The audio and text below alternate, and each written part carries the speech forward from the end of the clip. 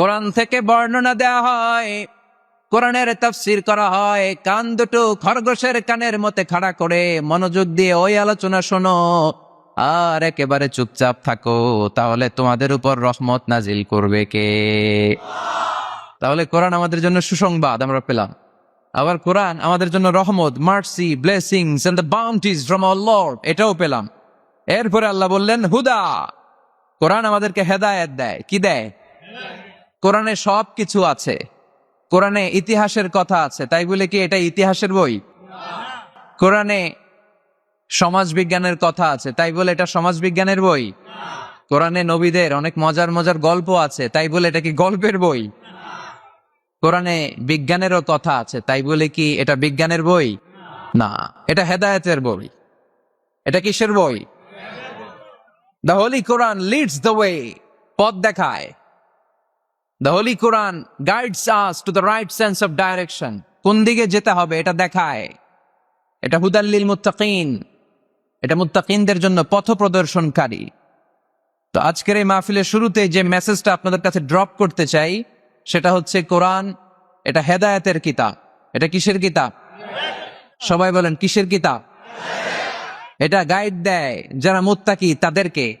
কোরআনের শুরুতেই আল্লাহ তাআলা এই বিষয়টা আমাদের কাছে ক্রিস্টাল ক্লিয়ার করেছেন, স্পষ্ট করে বলেছেন, যালিকাল কিতাব লা রাইবা ফি হুদাল লিল মুত্তাকিন। This is the book, the most authentic and original and reliable book ever in the world.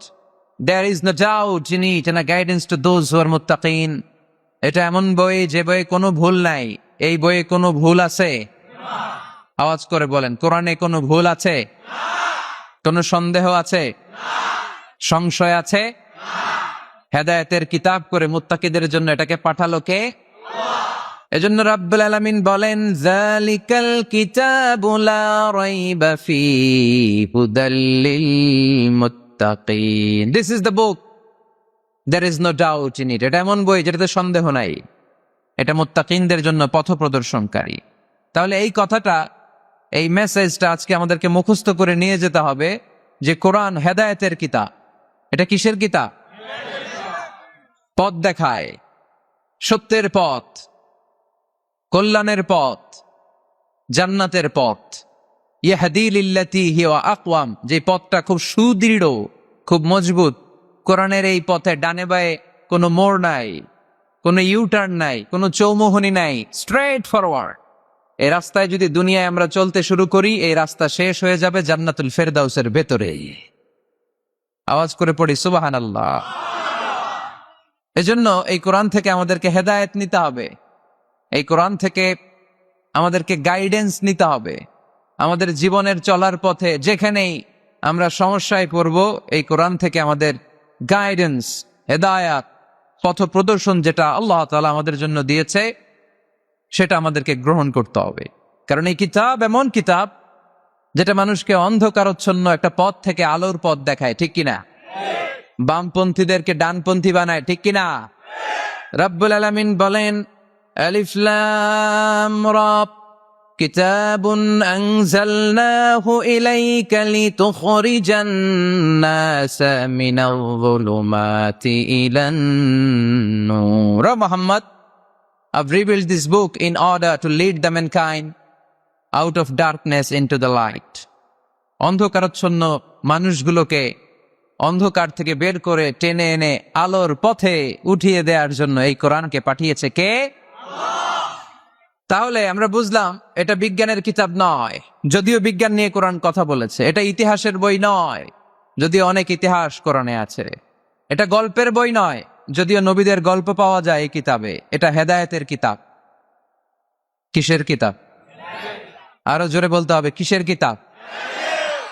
আল্লাহ বলেছেন, মা ফাররাতনা ফিল কিতাবি মিন শাই, এই কিতাবে তোমাদের প্রয়োজনীয়, জরুরি এমন কোনো কিছু আমি বাকি রেখে দেই নাই। ওয়া নাযালনা আলাইকাল কিতাবা তিবয়ানান লিকুল্লি শাই, মানব প্রয়োজনীয় সব কিছু এই কিতাবের মধ্যে দিয়ে দিয়েছে কে? আল্লাহ। রান্নাঘর থেকে বঙ্গভবন কিভাবে চালাতে হয় আছে না নাই? ঘরে বসে বসে কাঁথা সেলাই থেকে শুরু করে মহাকাশের সূক্ষ্মাতি সূক্ষ্ম কাজ কেমন করে পরিচালনা করতে হয় আছে না নাই? রাজনৈতিক অঙ্গনকে কেমন করে সেটেল করতে হয়, লিড দিতে হয়, সেটাও আল্লাহর কোরআনে আছে না নাই? কিভাবে বিয়ে শাদী করতে হবে আছে না নাই? সমাজে কি করে শান্তি প্রতিষ্ঠা করতে হয় আছে না নাই? তিবিয়ানান লিকুল্লি শাই, সব জিনিসের সুস্পষ্ট ব্যাখ্যা, যা বলার আল্লাহ সব বলে দিয়েছে। কোরআন কি শুরু করেছে আল্লাহ বিসমিল্লাহির রহমানির রহিম দিয়ে, মানে বা দিয়ে। কি দিয়ে? কথা বলেন, কি দিয়ে? বা দিয়ে। আর শেষ করেছে সূরা নাস দিয়ে, মিনাল জিন্নাতি ওয়ান নাস। সিন, বার সিন মিলালে কি হয়? এবার বাসে চড়ে গুলিস্তান। বাসে চড়ে কই যাব? গুলিস্তান। ওই বাস? ওই বাস নাকি? না, ওই বাস না। এই বাস মানে যথেষ্ট, এনাফ। যা বলা হয়েছে 30 পারা এনাফ। হেদায়েতের জন্য নতুন কিছু লাগবে না। সুবহানাল্লাহ। অনেক সময় হয় না, আমরা খাওয়ার সময় বেশি দিলে আমরা বলি এই লাগবে না, বাস বাস, অনেক হয়েছে, অনেক, পাতে অনেক তরকারি, আর দিও না, পারছি না, বাস বাস। বলি বলি নাকি বলি না? বলি। তার মানে হেদায়েতের জন্য, নাজাতের জন্য, জান্নাতের জন্য যা বলা দরকার আল্লাহ সব বলে দিয়েছে। নতুন করে তিনি আর কিছুই আমাদেরকে বলবেন না। তিবিয়ানান লিকুল্লি শাই, সব জিনিসের ব্যাখ্যা।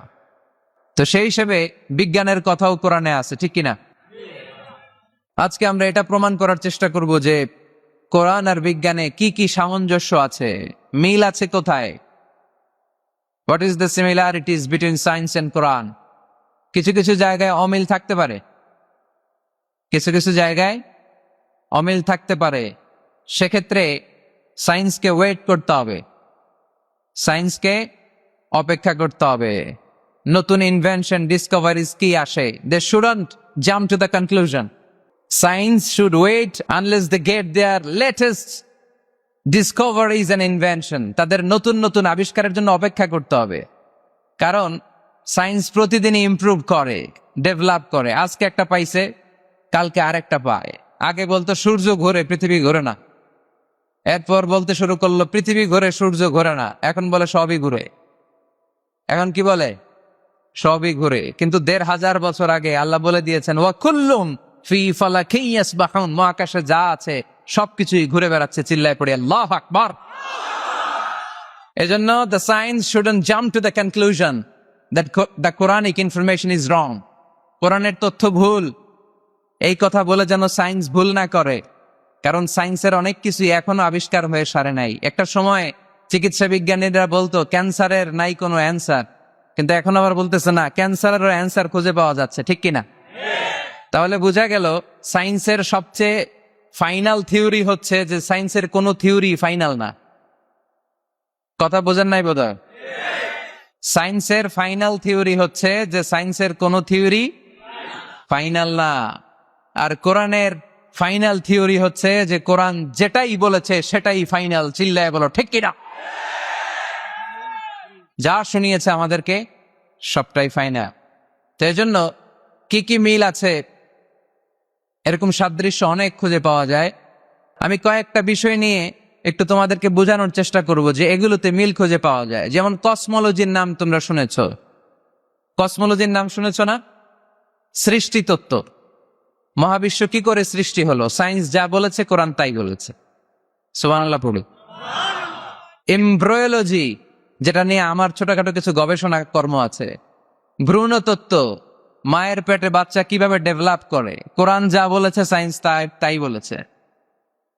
হিউম্যান অ্যানাটমি, মানুষের দেহের কার্যকারিতা, কিভাবে কি কাজ করে, সায়েন্স যা বলেছে কোরআন তাই বলেছে। ফিজিক্স বলে একটা কথা আছে, পড়েছো না তোমরা? পদার্থবিদ্যা, সায়েন্স যা বলেছে কোরআন তাই বলেছে। জুলজি, প্রাণীবিদ্যা, প্রাণী নিয়ে কোরআনে অনেক কথা, সায়েন্স যা বলেছে কোরআন তাই বলেছে। সি সায়েন্স, সাগরের নিচে কি আছে, এই সিক্রেট অফ দ্য সি, এই আন্ডারগ্রাউন্ডে কি আছে, কোরআন যে তথ্য দিয়েছে সায়েন্স বরাবর পুরোটাই স্বীকার করে নিয়েছে। চিল্লায় পড়ি সুবহানাল্লাহ। শুরুতে আমরা দেখি মহাবিশ্ব সৃষ্টি নিয়ে কোরআন কি বলেছে, আর বিজ্ঞান এ আধুনিক সময়ে এসে আমাদেরকে কি জানালো। কোরআন আমাদের সামনে উপস্থাপন করেছে আওয়ালাম ইয়ারাল্লাযীনা কাফারু আন্নাস সামাওয়াতি ওয়াল আরদা কানাতা রাতকান ফাফাতাকনাহুমা وجعلنا من الماء كل شيء حي أفلا يؤمنون সুবহান আল্লাহ। কাফির মুশরিকরা কি দেখে না আদিতে সৃষ্টির শুরুতে মহাবিশ্বের সব কিছু আকাশ জমিন এক জায়গায় লেপ্টে ছিল, একটা বিস্ফোরণের মাধ্যমে আমি মহাবিশ্ব তৈরি করলাম। আর এই পৃথিবীর মধ্যে, এই বসুন্ধরার মধ্যে, এই মহাবিশ্বের মধ্যে প্রাণবন্ত যা আছে সব কিছু আমি পানি থেকে তৈরি করলাম। এই পৃথিবীতে প্রাণবন্ত যা আছে তার সবটাই আল্লাহ কি থেকে তৈরি করেছে? পানি থেকে। এটা হচ্ছে কোরআনের থিওরি, যার প্রাণ আছে ওইটা তৈরি হয়েছে পানি থেকে। বিজ্ঞান এসে এটাই স্বীকার করেছে। বিজ্ঞান বলেছে এই পৃথিবীর প্রথম যে প্রাণ এটা পাওয়া গিয়েছে পানিতে। ওই প্রাণের নাম দিয়েছে তারা অ্যামিবা। কি নাম দিয়েছে? It's a very small unicellular organism in this universe. এককোষী অণুজীব, খুবই ছোট। তারা বলেছে এটা পানি থেকে এসেছে। তারপরে এসেছে জুপ্লাংটন, ফাইটোপ্লাংটন, ব্যাকটেরিয়া প্লাংটন। এই শৈবালগুলো, এই স্পিসিস গুলো, এই প্রজাতিগুলো পানি থেকে ডেভেলপ করেছে। তাহলে বিজ্ঞান যা বলেছে তার সাথে কোরআনের হুবহু মিল আছে না নাই? আবার আল্লাহ বললেন পানির মধ্যে আমি অনেক ক্যাটাগরি করেছি। পানির মধ্যে কিছু আছে মিঠা পানি, যেটা খেলে আমাদের হৃদয় ঠান্ডা হয়ে যায়। আবার পানির মধ্যে কিছু আছে লোনা পানি, যেটা মুখে তোলা যায় না, ঠিক কিনা?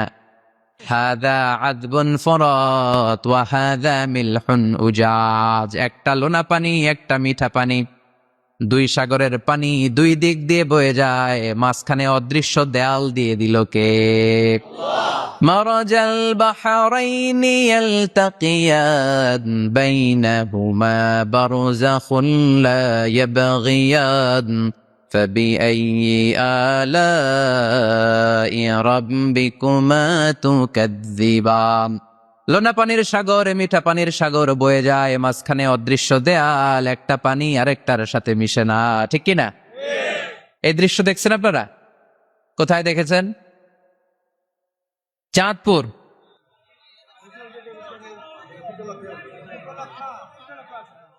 অনেক জায়গায় আছে, বাংলাদেশে আছে কয়েক জায়গায়, শীতলক্ষাতে আছে, আর শীতলক্ষায়, চাঁদপুরে। এরপরে আমি দেখে এসেছি নীল নদ আর লোহিত সাগরের পানি মিশে না। অবাক লাগে না? সুবহানাল্লাহ কইবেন না? একটা লবণাক্ত আর একটা মিঠা, দুইটাই তো পানি, মাঝখানে ব্যারিকেড দিল কে? আল্লাহু আকবার। কেন মিশে না? একটা পানির ডেনসিটি হাই আর একটা লো, একটা টেম্পারেচার হাই আর একটা লো। ফলে যদিও পানি, একটার সাথে আর একটা মিশে না। এই কারিগরটা কে? তার মানে বিজ্ঞান যা বলল কোরআন হুবহু তাই বলেছে। একটা লোনা পানি আরেকটা মিঠা পানি, একটার সাথে আরেকটা মিশে না। আবার আমাদের এলাকাগুলোর ভেতরে, জেলাগুলোর ভেতরে, থানাগুলোর ভেতরে আল্লাহ লোনা পানির নদী দেয় নাই, ওইখানে দিয়েছে মিঠা পানির নদী। কারণ আমাদের এলাকার ভেতরে, গ্রামের ভেতরে লোনা পানির যদি নদী হতো, আমাদের গাছপালা একটাও টিকতো না, ঠিক কিনা? এই সুন্দর ফুল, সুন্দর ফল, মিঠা নদীর পাহানি, আল্লাহ তোমার মেহেরবানি। তুমি কতই দিলে রতন, ভাই বেরাদর পুত্র স্বজন, ক্ষুধা পেলে অন্য যোগাও, মানি চাই না মানি, আল্লাহ তোমার মেহেরবানি। সুন্দর ফুল, মিঠা নদীর পাহানি, আল্লাহ তোমার মেহেরবানি। আল্লাহু আকবার। খালাকা ফাসাওয়া কদ্দারা ফাহাদা। যেখানে যতটুকু পানির দরকার ততটুকু দিলেন। পেঁয়াজের ভেতরেও পানি দিলেন, রসুনের ভেতরেও পানি দিলেন, ক্ষীরার ভেতরেও পানি দিলেন, তরমুজের ভেতরেও পানি দিলেন, আবার ডাবের ভেতরেও পানি আছে না নাই? আন্না সাবাবনাল মাআ সাব্বা। যতটুকু ঢালা দরকার ততটুকু দিছে। আল্লাহু আকবার। পেঁয়াজের ভেতরে যতটুকু সিক্ততা, তরমুজের ভেতরে ততটুকু না। তরমুজের ভেতরে যতটুকু পানি, আপেলের ভেতরে ততটুকু না। আবার আমড়ার ভেতরে যতটুকু পানি, আমের ভেতরে ততটুকু না। সুবহানাল্লাহ। আন্না সাবাবনাল মাআ সাব্বা। এই পানিটা H2O, হাইড্রোজেনের 2টা মলিকিউল আর অক্সিজেনের 1টা মলিকিউল। কি আজীব কথা, 2টাই গ্যাস, 2টাই কি, কিন্তু 2 গ্যাস একসাথে মিলাইলে পানি হয়ে যায়। আল্লাহু আকবার। এজন্য আল্লাহ বললেন ওয়াজআলনা মিনাল মাই কুল্লা শাইইন হাই, পানি থেকে আমি প্রাণবন্ত সব কিছু বানালাম। এই পানির অপর নাম জীবন। আবার যদি পানি বেশি হয়ে যায় তখন মরণের সম্ভাবনা আছে না নাই? বন্যা এই দেশে হয় কি হয় না? নূহ আলাইহিস সালামের উম্মাকে অবিশ্বাসের কারণে, গাদ্দারির কারণে আল্লাহ এই প্লাবন দিয়ে, পানি দিয়ে শেষ করে দিয়েছেন। এজন্য পানি দেখলেই এটা যে বাঁচার কারণ, বাঁচার মাধ্যম এমনটা নয়। এই পানি দিয়ে আল্লাহ আমাদেরকে শায়েস্তাও করতে পারেন, পানিশমেন্টও করতে পারেন, শাস্তিও দিতে পারেন, আযাব আর গজব দিয়ে তলিয়েও দিতে পারেন, ঠিক কি না? ওয়াজআলনা মিনাল মাই কুল্লা শাইইন হাই, প্রাণবন্ত সব কিছু আমি পানি থেকে বানালাম। আবার কোন কোন জায়গার পানির মধ্যে এত লবণ আমি দিয়ে দিলাম সেখানে কোনো কিছু বাঁচে না, আছে না নাই? জর্ডানে একটা সাগর আছে, নাম ডেড সি। নাম শুনছেন? আজকে বাড়িতে যে গুগল করবা Dead Sea located in Jordan, লিখলেই চলে আসবে। আরবিতে বলে আল বাহরুল মাইয়িত, মৃত সাগর, কিছু বাঁচে না। লবণের ঘনত্ব এত বেশি, আপনার ছোট্ট বাচ্চাটার ওই সাগরে ফেলে দিলেও ডুববে না, কারণ আপনার বাচ্চা যতটুকু জায়গা নিবে পানিতে তার চেয়ে বাচ্চার ওজন কম, পানির ওজন বেশি, এজন্য কিছু ডুবে না। ওখানে মাছ হয় না, ওখানে শ্যাওলা জন্মায় না, ওখানে কাঁকড়া নাই, চিংড়ি নাই, কারণ লূত আলাইহিস সালামের কওমের লোকেরা হোমোসেক্সুয়ালিটি প্র্যাকটিস করতো, পুরুষে পুরুষে বিয়ে। এই আওয়াজ এখন বাংলাদেশেও ঢুকার চেষ্টা করতেছে। তাওহীদপন্থী মুসলমানদেরকে সচেতন হতে হবে। ওয়েস্ট থেকে কিছু আসলেই, ইন্ডিয়া থেকে কিছু আসলেই আমার দেশে ঢুকতে দেওয়া যাবে না, চিল্লায় বলো ঠিক কিনা? অনেকে মনে করে আমেরিকা থেকে কালচার আসলো, পোশাক আসলো, এটাই মনে হয় মডার্ন। ইন্ডিয়া থেকে নতুন পোশাক আসলো, এটাই মনে হয় মডার্ন। নো, ইসলামের চেয়ে মডার্ন, আধুনিক গোটা বিশ্বে দ্বিতীয় কিছু নাই, চিল্লায় বলো ঠিক কিনা? এজন্য সাবধান। ওয়াজআলনা মিনাল মাই কুল্লা শাইইন হাই, পানি থেকে প্রাণবন্ত সব কিছু তৈরি করলো কে? আবার আল্লাহ বললেন কাফেররা কি দেখে না, আকাশ জমিন সব একসাথে ছিল, মহাবিস্ফোরণের মধ্য দিয়ে আমি মহাবিশ্ব তৈরি করেছি। এই বিস্ফোরণটার নাম কি বলতো? Big bang. মাশাআল্লাহ, কেমন শ্রোতা দেখছেন? সায়েন্সের সবকিছু নিয়ে বসছে আজকে। Big bang. স্টিফেন হকিং একটা বই লিখেছে, a brief history of time. সেখানে সে যে তথ্য দিয়েছে কোরআনের সাথে very similar to the concept of Stephen Hawking. Stephen হকিংও এই কথা বলেছে। সে বলেছে মহাবিশ্ব সৃষ্টির আগে সবকিছু একটা অণুর ভেতরে ছিল, হাই সিঙ্গুলারিটি, সবকিছু এক জায়গায় ছিল। ফাফাতাকনাহুমা, এক বিশাল আওয়াজের মাধ্যমে, এক বিস্ফোরণে মহাবিশ্ব সৃষ্টি হলো। ওই আওয়াজটার নাম ছিল কুন। আওয়াজটার নাম ছিল কি? ইন্নামা আমরুহু ইযা আরাদা শাইআন আন ইয়াকুলা লাহু কুন ফায়াকুন। আমরা বাংলায় বলি না কুন ফায়াকুন? কুন ফায়াকুনের মালিক কে? তিনি বলতে দেরি, হতে দেরি হয়। কুন, হাও, হয়ে যায়। বি, ইট ওয়াজ। আল্লাহ যখন বলেছেন কুন, এই আদিতে সব মিলে থাকা এই মহাবিশ্বের সবকিছু এক মহা বিস্ফোরণের মাধ্যমে গোটা বিশ্বে ছড়িয়ে পড়লো, গোটা বিশ্বে ছড়িয়ে ঘুরতে আরম্ভ করলো। এই বিস্ফোরণের ছোট্ট একটা কণার নাম পৃথিবী। এই মহা বিস্ফোরণের ছোট্ট একটা কণার নাম মঙ্গল। এই মহা বিস্ফোরণের ছোট্ট একটা কণার নাম বৃহস্পতি। এই মহা বিস্ফোরণের ছোট্ট একটা কণার নাম সূর্য। এরকম কত হাজার, অযুত, লক্ষ, নিযুত কোটি কণা বড় বড় তারকা রূপে মহাবিশ্বে ঘুরে বেড়াচ্ছে। আল্লাহ ছাড়া এর খবর কেউ রাখে না। এগুলো যে কত বিশাল, এগুলো নিয়ে আমাদের চিন্তা করা দরকার। আমরা মনে করি আমি মনে হয় বড়, আমার চেয়ে ক্ষমতাধর কেউ নাই, আমি দাপটওয়ালা, আমার এলাকা এটা, এটা আমার, খালি আমার আমার কয়, আছে না নাই? তোর কি বেটা, কিসের মালিক তুই? সবকিছুর মালিক কে? পরের জায়গা পরের বাড়ি, ঘর বাঁধিয়ায় আমি রই, আমি তো সেই ঘরের মালিক নই। পরের জায়গা পরের বাড়ি, ঘর বাঁধিয়ায় আমি রই, আমি তো সেই ঘরের মালিক নই, ঠিক কিনা? যেই বাড়িটাতে আজকে আমি থাকি, এটার আগে আমার বাবা ছিল, তার আগে দাদা ছিল, আমার পরে আমার ছেলে থাকবে, আমার নাতি থাকবে। এটার আসল মালিক আমি না, আমার ছেলে না, গোটা বিশ্বের আসল মালিক একজন সত্তা, তিনি কে? এজন্য সব আমার আমার এরকম দাপটওয়ালা কথা যেন আমরা না বলি। অহংকারীদেরকে আল্লাহ পছন্দ করে, বিনয়ীদের মর্যাদা আরশ পর্যন্ত নিয়ে যায় কে? মান তাওয়াদা লিল্লাহি ইল্লা রাফাআহুল্লাহ। যে নিচের দিকে নামতে চায় আল্লাহ ওরে টাইনা উঠায়, আর যে লাফায় লাফায় ওঠে থাপ্পড় মেরে আল্লাহ এত নিচে নিবে পৃথিবীর কেউ কল্পনা করতে পারবে না। ওই শয়তানের চেয়ে নিচে চলে যায়। চিল্লায় বলেন ঠিক কিনা? এজন্য অহংকার যেন আমরা না করি, দাম্ভিকতা যেন না দেখাই। আমরা যেন একটু চিন্তা করি, এই যে বিস্ফোরণের মাধ্যমে গোটা বিশ্ব সৃষ্টি হলো, এটার তুলনায় কত ছোট্ট আমি, কত ক্ষুদ্র আমি। আমরা আজকে এই প্যান্ডেলে মাতোয়াইলে বসে আছি, তাই না? মাতোয়াইল তো ইউনিয়ন নাকি? কোন থানায় পড়ছে? সিটি কর্পোরেশন হয়ে গেছে। থানার নাম যাত্রাবাড়ি। যাত্রাবাড়ি হচ্ছে ঢাকার একটা থানা। ঢাকায় মোট কয় থানা? কয়টা? 19টা থানা, কম বেশি হবে। তো এই 19টা থানার মধ্যে থেকে 53টা, আচ্ছা যাই হোক, এতগুলো থানার মধ্যে থেকে যাত্রাবাড়ি একটা থানা। এই যাত্রাবাড়ির মধ্যে এটা একটা ইউনিয়ন। এই প্যান্ডেলটাই কি মাতোয়াইল ইউনিয়ন? আরো আছে না নাই? কত ছোট্ট একটা জায়গায় বসে আছি। আর যাত্রাবাড়ি হচ্ছে ঢাকার একটা থানা। ঢাকা হচ্ছে আমাদের 64 জেলার একটা জেলা। এই 64 জেলা নিয়ে আমাদের বাংলাদেশ পৃথিবীর সবচেয়ে বড় একটা দেশ।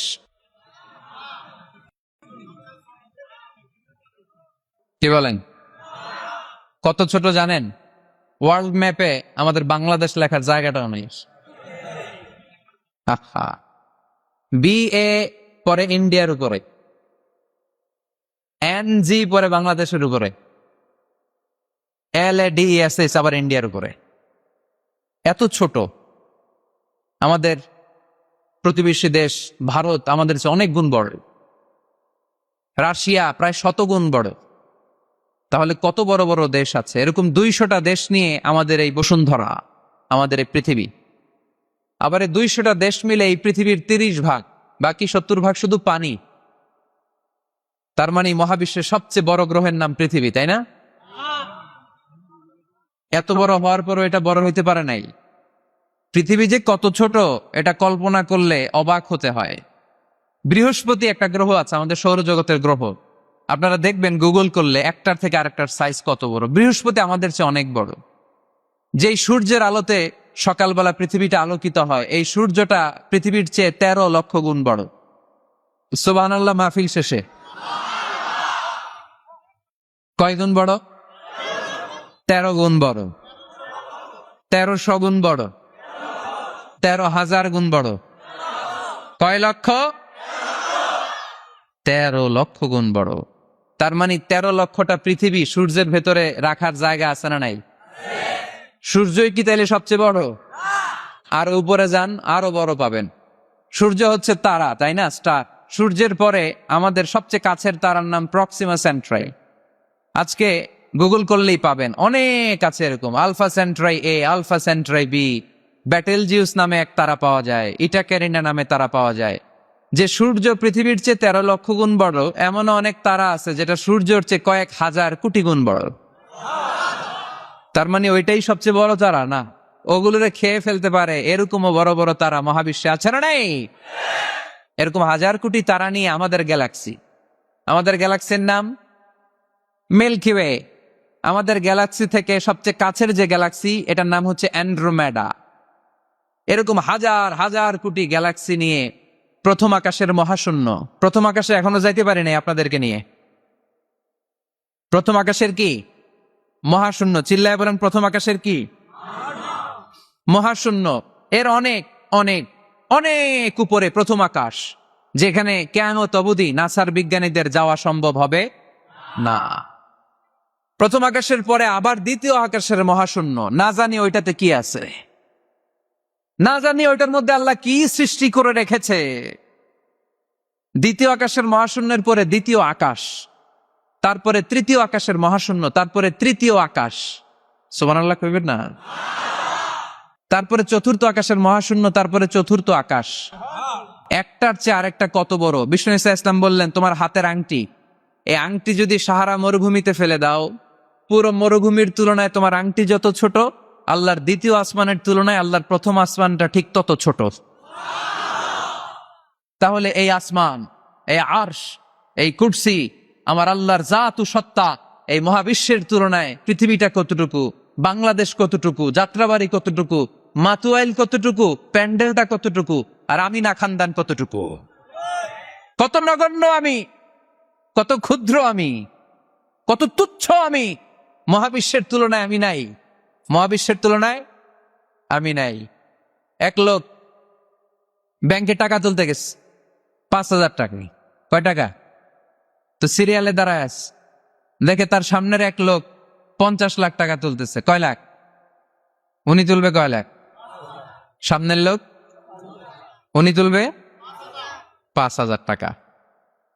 তো হঠাৎ করে দেখলো যে সামনের লোকটা যে 50 লাখ টাকা তুলবে, ও লিখছে 50 লাখ টাকা মাত্র। যত বড় অঙ্কই হোক শেষে কি লিখতে হয়? তো ক্যাশের মধ্যে লিখছে, চেকের মধ্যে, যে 50 লক্ষ টাকা মাত্র। তো এইটা দেখা ও পড়ে গেছে বিপদে, হায় হায়, 50 লক্ষ টাকা মাত্র। তো তারপর ওর চেক নিয়ে ও ক্যাশ কাউন্টারে দিছে। ক্যাশ কাউন্টার দেখতেছে, উনি লেখছে 5,000 টাকা নাই। 5,000 টাকার পরে কি লেখছে? নাই। তো ক্যাশে যে বসছে, কি ভাই ঘটনা কি? এত এত ক্লায়েন্টের সাথে ফিনান্সিয়াল ট্রানজাকশন হ্যান্ডেল করি, আমার জীবনে কাউরে তো টাকার সংখ্যার পরে নাই লিখতে দেখি নাই, ঘটনাটা কি? তো সে বলতে শুরু করলো, ভাই আমার আগে দেখলাম একজন 50 লাখ টাকা তুলছে, তো 50 লাখ টাকা যদি মাত্র হয়, আমার 5,000 তো নাই।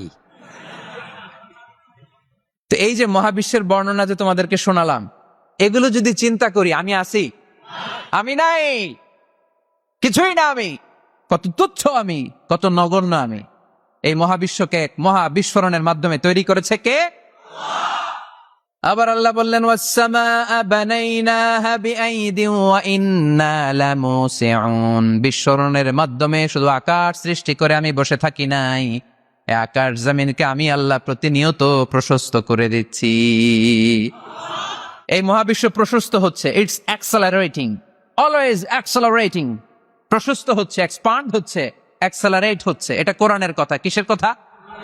1988 সালে, ঠিক কাটায় কাটায় আজ থেকে 20 বছর আগে, সুপারনোভা কসমোলজি প্রজেক্ট নামে একটা প্রজেক্ট করে তারাও গবেষণা করে পেয়েছে যে মহাবিশ্ব স্থির নেই, এটা ঘোরার পাশাপাশি অ্যাক্সেলারেট হচ্ছে। চিল্লায় পড়তে হবে আল্লাহু আকবার। তার মানে কোরআনে যে তথ্য উপাত্ত আল্লাহ দিয়েছেন, বিজ্ঞানের সাথে এগুলোর সাদৃশ্য আছে না নাই? আবার আল্লাহ কসম কেটে বললেন, ফালা উকসিমু বিমাওয়াকিইন নুজুমি ওয়া ইন্নাহু লাকসামুন লাউ তা'লামুনা আযীম। আমি আল্লাহ তারকা পতিত হওয়ার জায়গাগুলোর কসম খাই, যেখানে তারকাগুলো ঘুরতে ঘুরতে ঘুরতে ঘুরতে ওইটার রেঞ্জে যখন চলে যায়, মুহূর্তের মধ্যে তারকা তার অস্তিত্ব হারিয়ে ফেলে। সুবহানাল্লাহ। তারকা পতিত হওয়ার জায়গাগুলোর শপথ করলেন কে? এটাকে কোরআন বলেছে মাওয়াকিউন নুজুম। নাজমুন মানে তারা, যেখানে তারা তার অস্তিত্ব হারায়। কোরআন বলেছে মাওয়াকিউন নুজুম, কিন্তু বিজ্ঞান এটার নাম দিয়েছে ব্ল্যাক হোল। বিজ্ঞান এটার নাম দিয়েছে কি? Black hole. তারা ঘুরতে ঘুরতে এই ব্ল্যাক হোলের রেঞ্জের মধ্যে যদি চলে আসে, মুহূর্তের মধ্যে তারাগুলো নিঃশেষ হয়ে যায়। এই ব্ল্যাক হোলের রেঞ্জের মধ্যে যদি কোনো তারা, সূর্যের চেয়েও 1000 কোটি গুণ বড় সাইজের তারা, ঘুরতে ঘুরতে ঘুরতে ব্ল্যাক হোলের সামনে আসে, বাচ্চার মুখে হাওয়াই মিঠাই দিলে যেমনি হাওয়াই মিঠাই মুহূর্তেই নাই, ওই তারাও মুহূর্তেই নাই। সুবহানাল্লাহ। মাতুয়াইলে হাওয়াই মিঠাই পাওয়া যায়? পাওয়া যায়? কই পাওয়া যায়? হ্যাঁ, আগে যখন আমরা ছোট ছিলাম আমরা এগুলো খাইতাম তো। কটকটি, কটকটি আছে এখন? ঘরের ওই যে পুরান জোতা টোতা, প্লাস্টিকের বোতল, এগুলো দিয়ে আমরা কটকটি খাইতাম। আর খাইতাম এই হাওয়াই মিঠাই, খুব মজা লাগতো। এগুলো এরকম গোল করে সাজায় রাখতো, জিব্বায় লাগাইলেই নাই। খাইছেন আপনারা? এই ব্ল্যাক হোল হচ্ছে এমন যে ব্ল্যাক হোলের রেঞ্জের মধ্যে কোনো তারা ঘুরতে ঘুরতে ঘুরতে যদি চলে আসে, হাওয়াই মিঠাই মুখে লাগাইলে যেমনি নাই, ওই তারাও নাই। তার মানে কোরআন বলেছে মাওয়াকিউন নুজুম, সায়েন্স বলেছে ব্ল্যাক হোল। দুটার মধ্যে মিল আছে না নাই? তাহলে কসমোলজি নিয়ে কথা এখানেই শেষ করি। সৃষ্টিতত্ত্বে আমরা যা পেলাম, বিস্ফোরণে সৃষ্টি হয়েছে। কোরআন বলেছে ফাতাকনাহুমা, সায়েন্স বলেছে বিগ ব্যাং থিওরি। কোরআন বলেছে মুসিউন, যেটা অ্যাক্সেলারেট হচ্ছে, সায়েন্স এটার নাম দিয়েছে সুপারনোভা কসমোলজি প্রজেক্ট। কোরআন নাম দিয়েছে মাওয়াকিআন নুজুম, সায়েন্স বলেছে ব্ল্যাক হোল। প্রতিটা জায়গায় কোরআনের সাথে সায়েন্সের মিল আছে না নাই? এবার আমরা শুনবো এমব্রয়োলজি নিয়ে, ভ্রূণতত্ত্ব। কি তত্ত্ব? ভ্রূণ তত্ত্ব। আমরা আমাদের মায়ের পেটের ভেতরে এখন যত বড় আছি তত বড়ই ছিলাম, তাই না? কতটুকু ছিলেন? ততটুকু, একেবারে ছোট ছোট্ট ছোট্ট ছোট্ট। বাবার শুক্রাণু, মায়ের ডিম্বাণু, দুইটা মিলিয়ে মায়ের পেটের ভেতরে আমার অস্তিত্ব দান করলেন কে? কিছুই ছিলাম না আমি। সায়েন্স 1977-এ হাম অ্যান্ড লিয়েন হুক নামে দুইজন সায়েন্টিস্ট অনুবীক্ষণ যন্ত্র দিয়ে ওরা খুঁজে পেয়েছে যে শুক্রাণুর ভেতরে, স্পার্মের ভেতরে প্রাণের অস্তিত্ব আছে। কিন্তু ১৫০০ বছর আগে এর ভেতরে যে প্রাণ আছে সেটার ঘোষণা কোরআনে দিয়ে দিয়েছে কে? ওভাম অ্যান্ড স্পার্ম দুইটা মিলে হয় জাইগোট। তারপর জাইগোট থেকে হয় এমব্রয়ো, ভ্রূণ। আমি, আপনি, আমরা সবাই ছিলাম ছোট্ট একটা ভ্রূণ, ব্যাঙ্গাচির মতো। বর্ষাকালে মাতুয়াইলে খালে বিলে ব্যাঙ্গের পোনা পাওয়া যায় না? দেখতে মাছের বাচ্চার মতো, তাই না? ছোট বাচ্চারা মনে করে মাছের পোনা, বাড়িতে দইরা নিয়ে আস, মারাকে মা পোনা লয়ে আইছি, মাই দেখা দেখ কোনি আছে না নাই? আসলে কি এটা মাছ? এটা কি ব্যাঙ্গের পোনা? তো আমরা, আমি, আপনি, প্রত্যেকে আমরা ব্যাঙ্গের পোনার মতো ছিলাম, রক্তচোষা জোকের মতো ছিলাম, মায়ের জরায়ুর দেয়ালের মধ্যে লেগেছিলাম। তারপরে আল্লাহ তাআলা আমাদেরকে বড় করতে আরম্ভ করলেন। এই স্পার্ম ড্রপ থেকে আমরা হলাম ব্লাড ক্লট, রক্তপিণ্ড। সেখান থেকে আমরা হলাম মুদগা, নুতফা, আলাকা, মুদগা, 3 স্টেজ। প্রতি 40 দিন পর পর আমার সাইজ বাড়তে লাগলো। সায়েন্স এটা স্বীকার করেছে যে প্রত্যেক 40 দিন পর বাচ্চার একটা নোটিসেবল ডেভেলপমেন্ট ঘটে। আল্লাহ রাসূল সাল্লাল্লাহু আলাইহি ওয়াসাল্লাম বলেছেন, ইন্না খালকাকুম ইউজমাউ ফি বাতনি উম্মিহি 40 ইয়াওমা। প্রতি 40 দিন পর তোমার মায়ের পেটের ভেতরে তোমার সাইজ একটু বড় করা হয়। চিল্লায় পড়ি আল্লাহু আকবার। তারপরে তুমি নুতফা থাকো, নুতফা থেকে তুমি আলাকা হও, আলাকা থেকে মুদগা, স্টেপ বাই স্টেপ রক্তপিণ্ড। তারপরে আমি হয়ে যাই গোশতপিণ্ড। ওই গোশতের ভেতরে আল্লাহ তাআলা আমার স্কেলিটন দেয়, কঙ্কাল।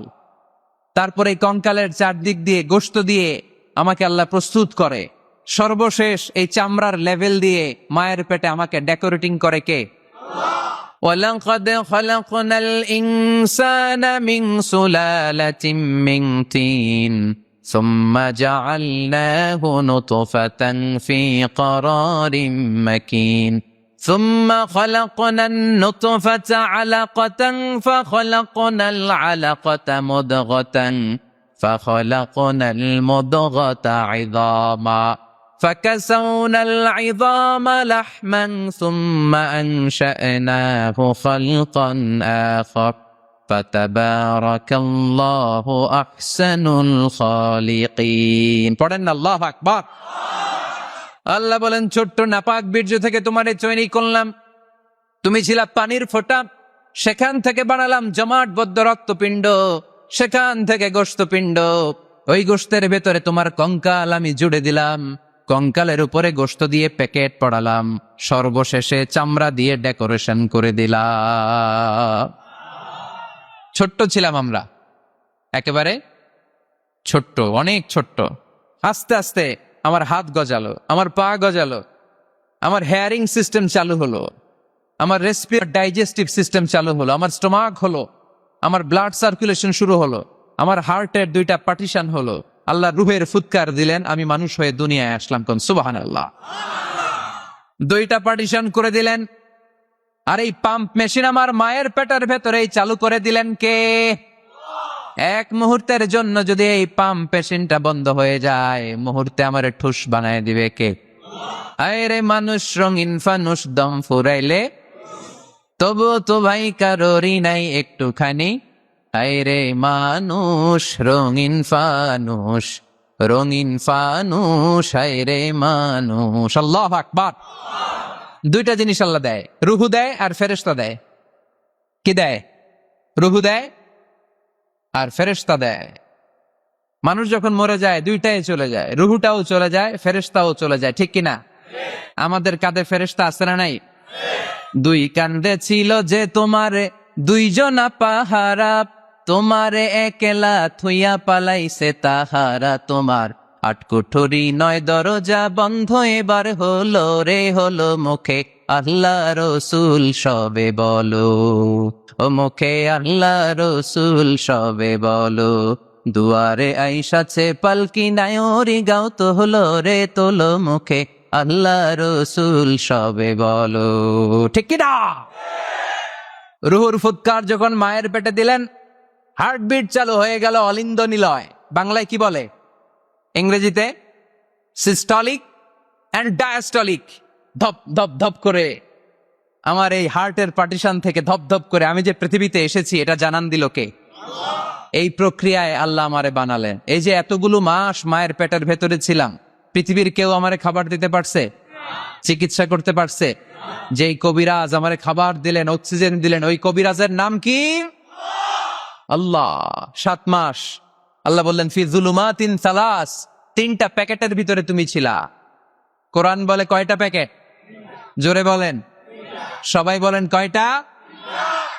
কোরআনের ভাষ্য মতে 3টা প্যাকেট। মডার্ন সায়েন্সও তাই বলেছে, 3টা প্যাকেট। প্রথম প্যাকেটের নাম প্লাসেন্টা, ইংরেজিতে বলে প্লাসেন্টা। এটা হচ্ছে ফুল। বাচ্চা বেরো আর কিছুক্ষণ পরে মায়ের জরায়ের ওখান থেকে একটা ফুল বেরিয়ে আসে, এইটার প্যাকেটে ছিলাম। প্যাকেট বানাইছিল কে? 2 নম্বর প্যাকেটের নাম ওম, মায়ের জরায়ু, জরায়ুর প্যাকেটের ভিতরে ছিলাম। 3 নম্বর হচ্ছে আমার মায়ের পেট, হাত বেলি, এই পেটের প্যাকেট। 3টা প্যাকেটের ভিতরে ফি করারিন মাকিন, গোপনতম প্রকোষ্ঠে আমাকে মায়ের পেটের ভেতর থেকে পৃথিবীতে বের করে দিল কে? কত ক্ষুদ্র ছিলা, সেখানে আমি বিজয়ী হয়েছি, ঠিক কিনা? এই যে লাম, তারা প্রমাণ করেছে যে অণুবীক্ষণ যন্ত্র দিয়ে তারা দেখেছে 1 ফোঁটা বীর্যের ভেতরে 20 কোটি শুক্রাণু যদি না থাকে, তাহলে ওই ফোঁটা শুক্রাণু থেকে মায়ের গর্ভে কোনো সন্তান জন্মলাভ করে না। কয় কোটি? আমি ওই 20 কোটি শুক্রাণুর একটা, আপনি ওই 20 কোটি শুক্রাণুর একটা, ঠিক কিনা? তার মানে মহা একটা যুদ্ধ হয়েছিল তখন ডিম্বাণুর ভেতরে আঘাত করার জন্য। সেই যুদ্ধে 19,99,99,999 শুক্রাণুকে পেছনে ফেলে ওই খেলায় চ্যাম্পিয়ন হয়েছিলাম আমি, চিল্লায় বলেন ঠিক কিনা? ওই দিন মায়ের পেটে যে আমার অস্তিত্বের জানান আমি দিয়েছিলাম, তখন আমার হাত ছিল নাকি? পা ছিল? দাঁতা ছিল? দাঁতে ছিল? টাকা ছিল? ব্যাংক ব্যালেন্স ছিল? কিছুই ছিল না। তখন আমি বিজয়ী হয়েছি। তখনও যখন আমি বিজয় লাভ করতে পেরেছি, এই দুনিয়ার বুকে এসেও আমাদের বিজয় কেউ ঠেকায় রাখতে পারবে না, চিল্লায় বলেন ঠিক কিনা? আমরা বিজয় করতে এসেছি, যাই করব আমরা ভালোভাবে করব, এটা ইসলামের শিক্ষা, ঠিক কিনা? কাজ ছোট হোক বড় হোক, ভালো করলে সওয়াব আছে না নাই? যে কোনো কাজে করো না ভাই, যে কোনো কাজে করো, তা যেন হয় সবার চেয়ে সবচেয়ে সুন্দর। যে কোনো কাজে করো না ভাই, যে কোনো কাজে করো, তা যেন হয় সবার চেয়ে সবচেয়ে সুন্দর।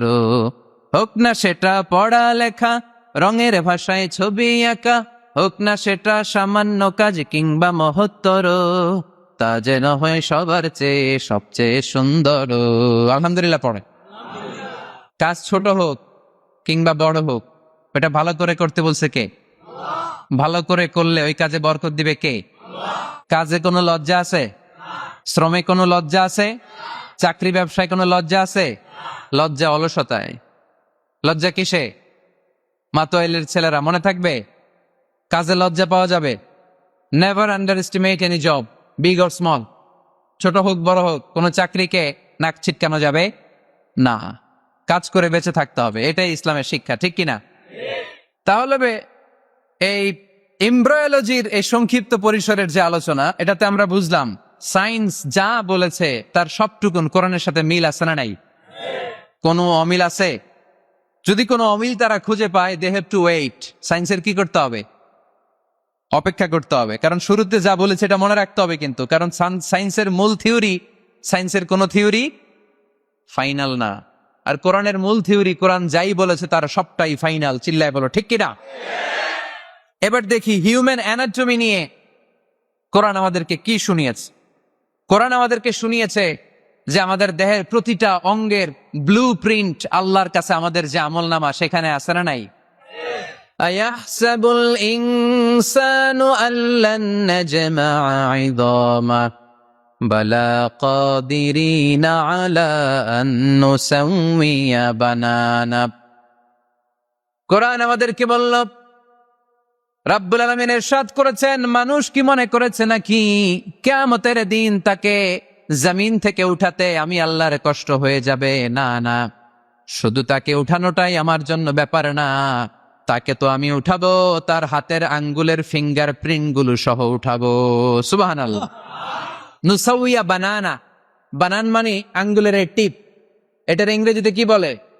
টিপ বা প্রিন্ট, ফিঙ্গার টিপ বা ফিঙ্গার প্রিন্ট। যারা সিগনেচার করতে জানে না তারা কি দেয়? টিপ সই দেয় কি দেয় না?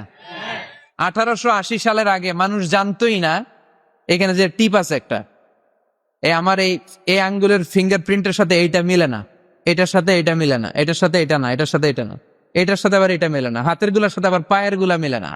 1880 সালে ফ্রান্সের একজন সায়েন্টিস্ট নাম ফ্রান্সিস গ্যালটন, উনি আবিষ্কার করেছেন যে মানুষের হাতে রেখা আছে, এটাকে বলে ফিঙ্গার প্রিন্ট। একটা রেখার সাথে আরেকটা রেখার কোনো মিল নাই। আবার পায়ের যে রেখা এটাকে আবার ফিঙ্গারপ্রিন্ট বলে না, ওটার বলে ফুটপ্রিন্ট। ওটার কি বলে? শ্রীলঙ্কা একটা পাহাড় আছে, তো ওরা বলে ওইখানে আদম আলাইহিস সালামের ফুটপ্রিন্ট আছে, পায়ের ছাপ। এটা সত্যি কি মিথ্যা আমরা জানি না, ইতিহাসে পাওয়া যায়। তবে সত্য যে তথ্যটা আমরা জানি, কাবা ঘরের পাশে সাইয়েদনা ইব্রাহিম আলাইহিস সালামের ফুটপ্রিন্ট সংরক্ষণ করে রেখেছেন কে? ওয়াত্তাখিযু মিন মাকামি ইব্রাহিম মুসাল্লা। সাইয়েদনা ইব্রাহিম ওই পাথরের উপর দাঁড়িয়ে কাবা ঘর নির্মাণ করতেন। যতটুকু ওঠা লাগতো এসকালেটরের মতো, লিফটের মতো উপরে উঠে যেত, আবার নিচে নামার দরকার হলে মুহূর্তের মধ্যে এসকালেটরের মতো ওই পাথরটা নিচে নেমে যেত। চিল্লায় পড়ি সুবহানাল্লাহ। আবার প্রাণীদের সংখ্যা শনাক্তকরণের জন্য এই ফুটপ্রিন্ট লাগে। যেমন সুন্দরবনে বা অ্যামাজন জঙ্গলে বাঘ কয়টা আছে গুনতে হবে, বাঘ শুমারি হয়, আমাদের হয় আদমশুমারি, আমাদের কি হয়? আর আমাদের সুন্দরবনে কি হয়? বাঘ শুমারি। তো বাঘ গুনবে কিভাবে? কাছে যে এমনি গুনবে, বাঘ মামা 1, বাঘ মামা 2, বাঘ মামা 3, আর বাঘ আপনারা ছেড়ে দিবে নাকি? এমনি গনে? ওখানে আসলে বাঘ মামার কাছে যাওয়া যায় না, তাহলে খবর আছে। ওখানে বাঘের পায়ের ছাপ দেখে বাঘ শুমারি হয়, কারণ একটা বাঘের পায়ের ছাপের সাথে আরেকটা বাঘের পায়ের ছাপের কোনো মিল না। কারিগরটার নাম কি? ফ্রান্সিস গ্যালটন 1880 সালে আবিষ্কার করলেন যে একটার সাথে আরেকটার মিল নাই। 1880 সালের আগে পৃথিবীর কেউই জানতো না এই জায়গায় এই কারিশমা আছে। কেউ জানতো? কিন্তু 1400 বছর আগে কোরআনের মধ্যে বলে দিয়েছে কে? আয়াহসাবুল ইনসানু আল্লান নাজমা'a 'ইযামা বালা কাদিরিনা আলা আন নুসাউইয়া বানানা। মানুষ কি মনে করেছে নাকি মানুষ মরে যাবে, হাড়গোড় পচে যাবে, তারে আমি উঠাতে পারবো না? আর তোরে তো আমি উঠাবোই, তোর ফিঙ্গার প্রিন্ট সহকারে উঠাইয়া দেব। এখন সব জায়গায় এটা লাগে। সিম যারা কিনতে যান, সিম, গ্রামীণের সিম কিনতে গেলে লাগে না? এটাকে বলে বায়োমেট্রিক অথেন্টিকেশন। সিম কিনতে লাগে, ইমিগ্রেশন পাস করবেন, ফিঙ্গারপ্রিন্ট লাগে, এম্বাসিতে লাগে। তাহলে ফিঙ্গারপ্রিন্টের ব্যাপারে সায়েন্স যা বলেছে আর কোরআন যা বলেছে কোনো অমিল আছে? নাই। এরপর আল্লাহ যে উঠাবেন, মিনহা খালাকনাকুম ওয়া ফিহা নুঈদুকুম ওয়া মিনহা নুখরিজুকুম তারাতান উখরা। মাটি থেকে বানালাম, মাটি থেকে তোমাদেরকে তৈরি করলাম, মাটির কবরে তোমাদেরকে শুইয়ে দিলাম, আবার মাটির কবর থেকে হাসরের মাঠে আমাদেরকে তুলে ফেলবেন কে? এখন এই যে মাটির ভেতরে আমরা রইলাম, মাটির ঘরে আমরা থাকলাম, পচে গেলাম, মরে গেলাম, কিভাবে উঠাবে?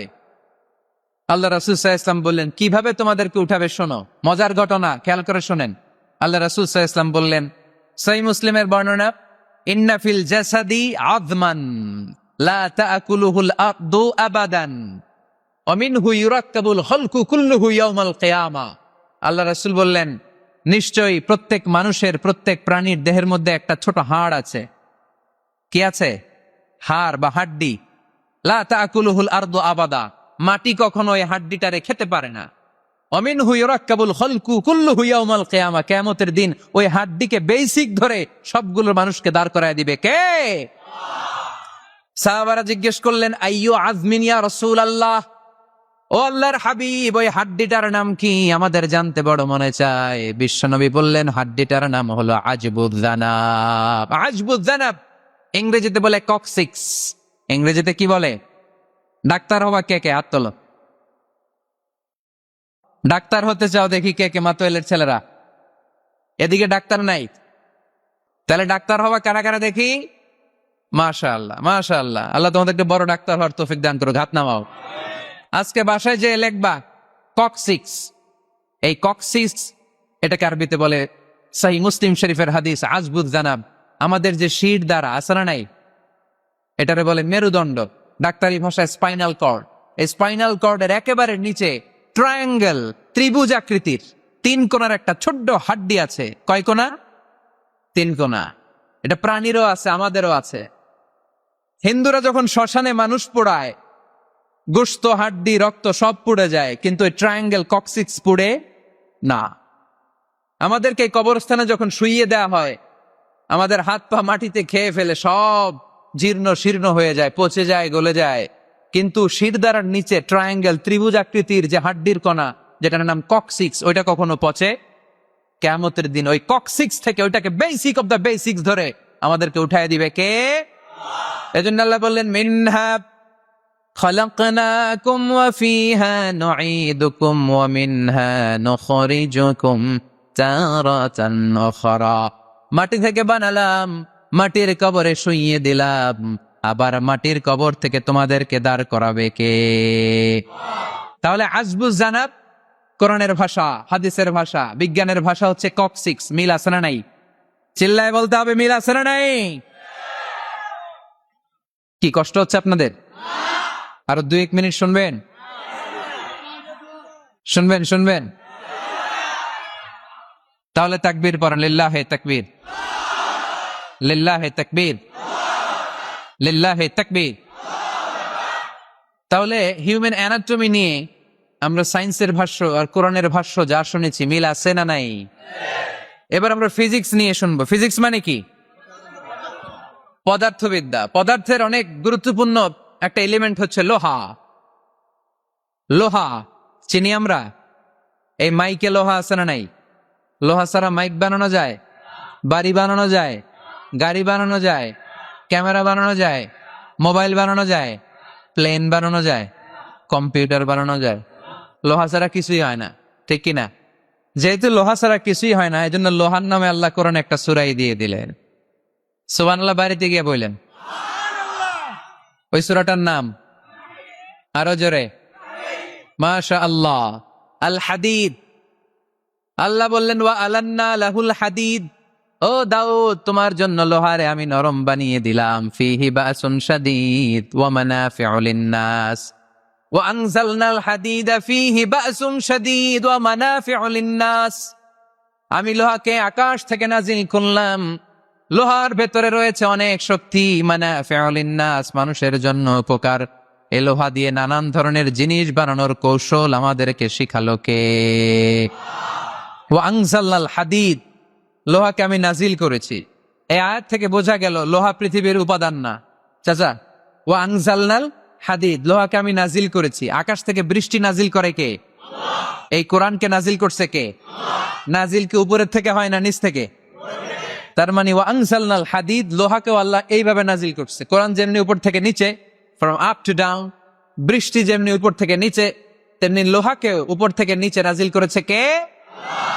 কোরআনের এই আয়াত থেকে বোঝা যায় লোহা পৃথিবীর উপাদান নয়, লোহা নিশ্চয়ই বাইরে থেকে এসেছে। সায়েন্স বর্তমান সময়ে এটাই বলছে, চিল্লায় কোন সুবহানাল্লাহ। সায়েন্স বলছে লোহার একটা মলিকিউল তৈরি করতে যে টেম্পারেচার বা তাপ লাগে, এটা পৃথিবী তো দূরের কথা, সূর্যের ভেতরেও নাই। 1,000,000,000 তাপমাত্রা ছাড়া লোহার কোন অণু পৃথিবীতে তৈরি হওয়া সম্ভব না। চিল্লায় বলো ঠিক কিনা? এত বেশি তাপমাত্রা, সৌরজগতের সব গ্রহ নক্ষত্রের তাপমাত্রা একসাথে মিলালেও চলবে না। তার মানে কোরআন যা বলেছে আর সায়েন্স যা বলেছে মিল আছে না নাই? এরপরে কোরআন পাহাড়ের ব্যাপারে বলেছে, ওয়াজআলনাল জিবালা আমসাদা, আমি পাহাড়গুলোরে পেরেকের মতো জমিনে ঢুকিয়ে দিয়েছি। সুবহানাল্লাহ। তাহলে পাহাড়কে আল্লাহ তাআলা পেরেকের সাথে তুলনা করলেন। কিসের সাথে? পেরেক চিনেন? সবাই চিনেন? মাতোয়াইলে আছে পেরেক? কি করে পেরেক দিয়ে? কাঠের ভিতরে ঢুকে না, দেয়ালে ঢুকে। তাহলে আল্লাহ পাহাড়গুলোরে বললেন পেরেক। আচ্ছা, পেরেক যখন আমরা কাঠের ভিতরে ঢুকাই, পুরো পেরেকটা কাঠের ভিতরে ঢুকে যায়, উপরে শুধু কি থাকে? মাথাটা থাকে, ঠিক কিনা? তার মানে আমরা যে পাহাড় দেখতে পাচ্ছি এটা পাহাড়ের মাথা। পুরো পেরেক যেমনি কাঠের ভিতরে, পুরো পাহাড়টা আছে মাটির ভিতরে। চিল্লায় পড়ি আল্লাহু আকবার। জমিনে আমরা দৃশ্যমান এই পৃথিবীতে খালি চোখে যে পাহাড় দেখতে পাই, এটা আসল পাহাড় না, এটা পাহাড়ের মাথা। যেমনি পেরেক যখন কাঠের ভিতরে ঢুকে দেই, পুরো পেরেকটা কাঠের ভিতরে ঢুকে যায় কি যায় না? পেরেক নিয়ে যখন আমি হাতুড়ি দিয়ে মারলাম, পুরো পেরেকটা কই যায়? কাঠের ভিতরে, তাই না? তার মানে খালি চোখে যে পাহাড় দেখি, এটা পেরেকের মাথা যেমনি একটু দেখা যায়, এটা পাহাড়ের মাথা। আসল পাহাড় মাটির ভেতরে, উপরে যদ্দূর দেখা যায় তার কমসে কম 10 গুণ পাহাড় মাটির ভিতরে রেখে দিয়েছে কে? এজন্য আল্লাহ উপমাটা, মেটাফরিকটা এইভাবে দিলেন, ওয়াজআলনাল জিবালা আওতাদা, এই পাহাড়কে, মাউন্ট এভারেস্টকে, আলাস্কা পর্বতমালাকে, আল্পস পর্বতমালাকে, এই গারো পাহাড়কে, এই কেওকারাডাঙ্গার তাজিংডং বিজয়কে আমি পাহাড়ের মতো জমিনের মধ্যে গেড়ে দিয়েছে। চিল্লায় পড়বো সুবহানাল্লাহ।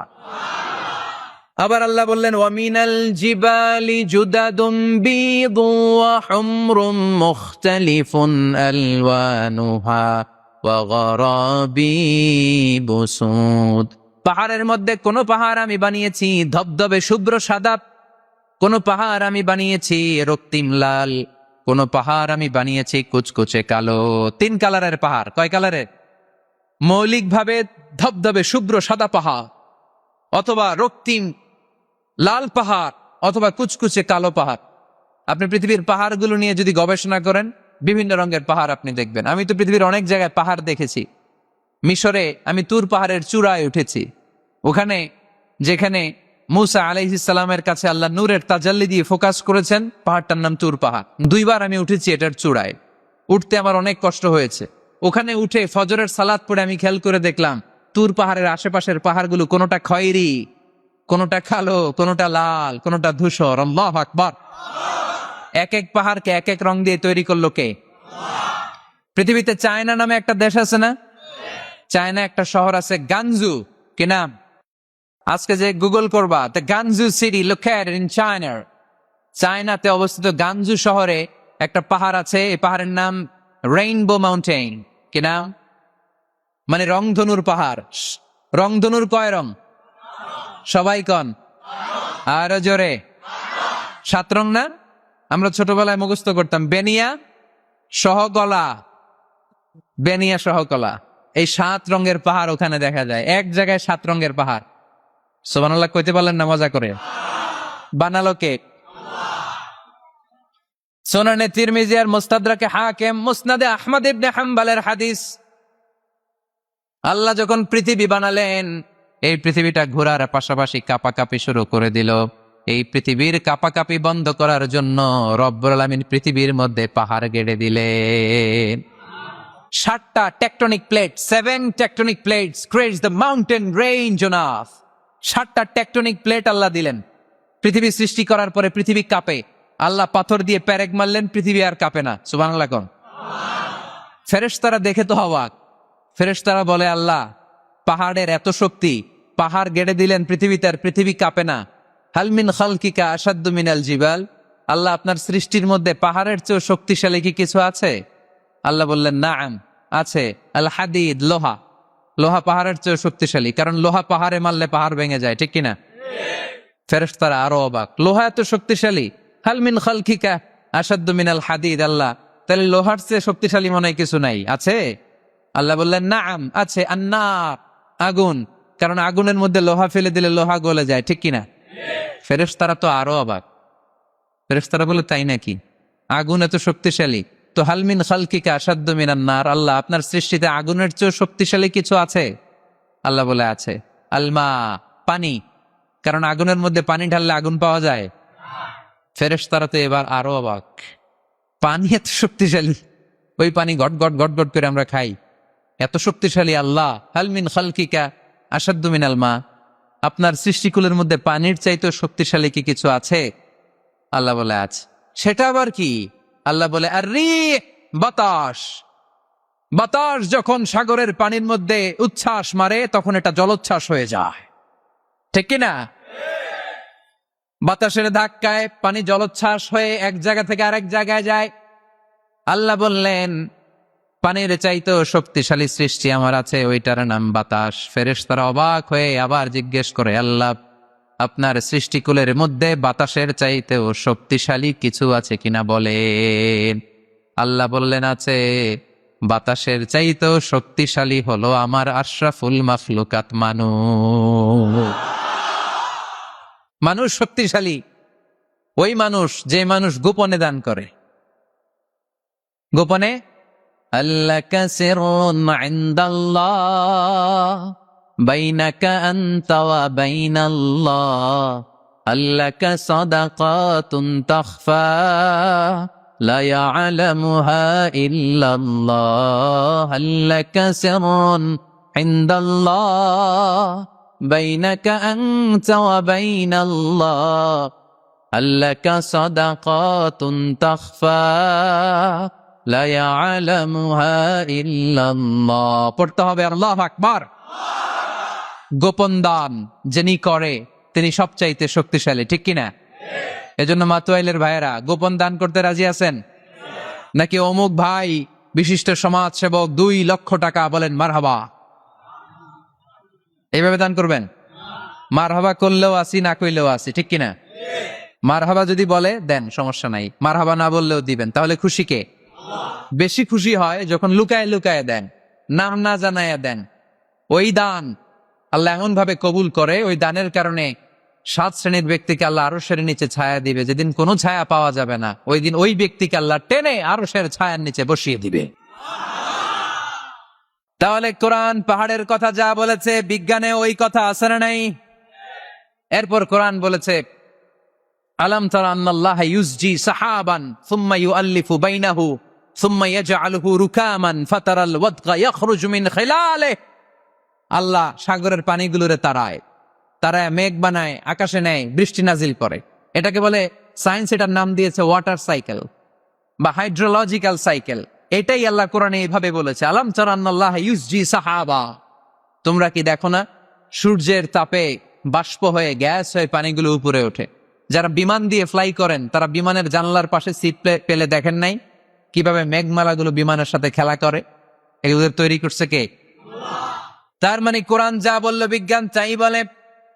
সানশাইন, সূর্যের প্রখর তাপে পানিগুলো বাষ্প হয়ে উপরে যায়, ঘনীভূত হয়, কন্ডেনসেশন, কন্ডেন্সড হয়, ঘনীভূত হয়, মেঘমালা হয়। ওই মেঘ থেকে ঝিরি ঝিরি ঝিরি ঝিরি বৃষ্টি নাজিল করে কে? আমাদের ফসল খেতে গরু যদি খাইতে আসে আমরা তারাই না? আল্লাহ কয় তুই তোর ফসল ক্ষেত বাঁচানোর জন্য গরু তারাস, আমি তো আকাশে মেঘ তারাই। তোর এখান থেকে যে ফসল আসে, এখানে ফসল উৎপাদনের জন্য পরিশ্রম তুই একা করস নাই, আমারও পরিশ্রম আছে। তুই দুনিয়ার জমিনে ছাগল তাড়িয়ে দিস, মেঘ তাড়িয়ে দিস, আমি আল্লাহর আদেশে আকাশের মেঘগুলো আমি তাড়িয়ে তোর ক্ষেতের উপরে, ফসল ক্ষেতের উপরে নিয়ে বৃষ্টি নাজিল করে আমি সবুজ শ্যামল ফসল ক্ষেত দিয়েছি। তার মানে সায়েন্স যা বলেছে আর বিজ্ঞান যা বলেছে মিল আছে না নাই? আকাশে মেঘমালা দেখলে বিষ্ণু ইসা ইসলাম ভয় পেয়ে যেতেন, দোয়া পড়তেন আল্লাহুম্মা সাইয়্যিবান নাফিআ, আল্লাহ উপকারী বৃষ্টি দেন। বৃষ্টি দেখলে, মেঘ দেখলে আল্লাহ রাসূল পেরেশান, একবার ঘরের ভিতরে আরেকবার বাইরে, একবার ভিতরে আরেকবার বাইরে। আম্মা জান বলতেন ইয়া রাসূলুল্লাহ, আকাশে মেঘ দেখলে আপনি পেরেশান হন কেন? আল্লাহ রাসূল কেঁদে কেঁদে বলতেন, আয়েশা আমি জানি না এই বৃষ্টি আর তুফান থেকে মদিনায় সজীব শ্যামল ঘাস লতা পাতা জন্মাবে নাকি এর মধ্য থেকে বজ্রপাত এসে আমাদের পাপের কারণে আল্লাহ মদিনাটারে জ্বালিয়ে দিবে, আমি জানি না। আমরাও যে আকাশে মেঘমালা দেখি, আমরা কি জানি এটা কি রহমতের মেঘ না আযাবের মেঘ? জানি আমরা? তারপরও বৃষ্টি আসলে আমাদের গান আছে না নাই? বৃষ্টি আসলে দেখবেন গান লাগায় দেয়। বৃষ্টি পরে টাপুর টুপুর, ওই কয় পায়ে দিয়ে সোনার নূপুর, সব মুখস্থ। এগুলো করা যাবে না। বৃষ্টি দেখলে দোয়া পড়তে হবে, আল্লাহুম্মা সাইয়্যিবান নাফিআ, আল্লাহুম্মা আসকিনা গাইসান মুগীসান মারিআন মারিআন নাফিআন গায়রা দার আজিলান গায়রা আজিল। আল্লাহ, এই মেঘমালা থেকে এমন বৃষ্টি দাও যে বৃষ্টি আমাদের জন্য কল্যাণকর, যেই বৃষ্টিতে ঘাসলতা পাতা জন্মায়, যে বৃষ্টিতে আমাদের গবাদি পশুর জন্য রিজিক থাকে। কল্যাণকর বৃষ্টি দাও আল্লাহ, ক্ষতিকর বৃষ্টি দিও না, তাড়াতাড়ি দাও, দেরি করো না। চিল্লায় পড়ে না আমিন। কানগুলো খরগোশের কানের মতো খাড়া করে শোনেন।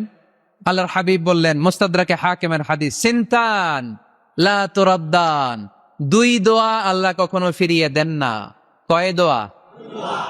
এক হচ্ছে ইনদান নিদা, আজানের পরে যে দোয়াটা করা হয়, আজান আর একামতের মাঝখানে দোয়া, আজানের সময় দোয়া, এই দোয়া আল্লাহ ফিরিয়ে দেয়, একটা গেল। দুই নাম্বার হচ্ছে তাহতাল মাতর, বৃষ্টির নিচে দাঁড়িয়ে দোয়া করলে ওই দোয়া কবুল করে কে?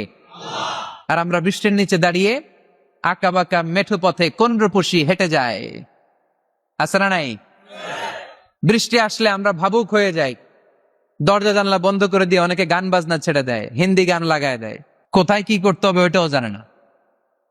সেজন্য বৃষ্টি নাজিল হলে আমরা যেন আল্লাহর কাছে দোয়া করি। বৃষ্টির সময় দোয়া করলে ওই দোয়াটা কবুল করে কে? তাহলে ফিজিক্সের এই পোর্শনে আমরা লোহা নিয়ে কথা বললাম, বায়োলজিক্যাল অ্যাসপেক্ট অফ মাউন্টেইনস, পাহাড় নিয়ে কথা বললাম পানি নিয়ে। এবার আমরা জুলজি নিয়ে কিছু কথা বলে মুনাজাতের দিকে যাব ইনশাআল্লাহ। প্রাণীবিদ্যা, জুলজি মানে কি? প্রাণীর কথা তো আর কোরআনে নাই। প্রাণীর নামে আল্লাহ কোরআন একটা সূরাই দিয়ে দিয়েছে, সূরাতুল আনআম। আবার 5টা প্রাণীর নামে আলাদা আলাদা সূরা আছে না নাই? সূরাতুল বাকারা, বাকারা মানে সূরাতুল ফিল, ফিল মানে সূরাতুন নামাল, নামাল মানে পিঁপড়া, সূরাতুন নাহাল, নাহাল মানে মৌমাছ, সূরাতুল আনকাবুত, আনকাবুত মানে মাকড়সা। আবার আল্লাহ বললেন, ওয়া ইন্না লাকুম ফিল আনআমি লাইবরাতান নুসকিকুম মিম্মা ফি বুতুনিহি মিন বাইনি ফারসিন ওয়া দামিন লাবানান খালিসান সাইগান লিশ-শারিবিন।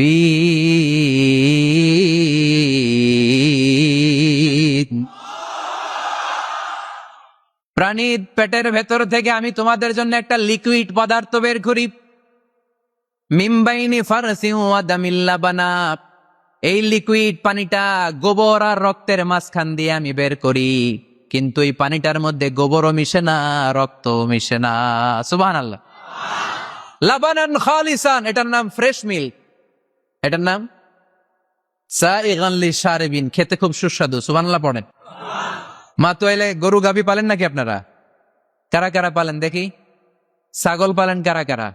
মা বা'আসাল্লাহু নাবিয়্যান ইল্লা রাআল গানাম, এই দুনিয়ায় এমন কোন নবী নাই যে নবী ছাগল চড়ায় নাই। ছাগল চড়ানো নবীর সুন্নাত। সুবহানাল্লাহ কইলেন না? তাহলে মেকানিজমটা দেখেন, what a brilliant mechanism of discharge in milk from animals body. আল্লাহ বললেন মিম্বাইনি ফারসি ওয়া দামিল লাবানা। ফার্স মানে গোবর, ফার্স মানে দাম্মানি রক্ত, দাম্মানি। তাহলে গরুর পেটের এক লাইনে থাকে গোবর, এক লাইনে, আরেক লাইনে রক্ত। গোবরও নাপাক, রক্ত, গোবর খাওয়াও হারাম, রক্ত খাওয়াও। কিন্তু দুই হারামের মাঝখান থেকে, দুই পচা জিনিসের মাঝখান থেকে, দুই বিদঘুটে জিনিসের মাঝখান থেকে দুধ আমাদের জন্য বের করে দেয় কে? মেকানিজমটা দেখছেন? মিম্বাইনি ফারসি ওয়া দামিল লাবানা, একদিকে গোবর একদিকে রক্ত, মাঝখান দিয়ে স্বচ্ছ দুধ। সুবহানাল্লাহ পড়ে। এই দুধ এমন একটা খাবার, এটা খেয়ে হজম করতে পারলে আজীবন বেঁচে যাবে।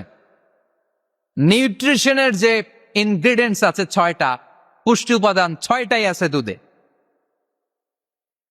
এজন্য আল্লাহ রাসূল সাল্লাল্লাহু আলাইহি ওয়াসাল্লাম দুধ বড্ড পছন্দ করতেন।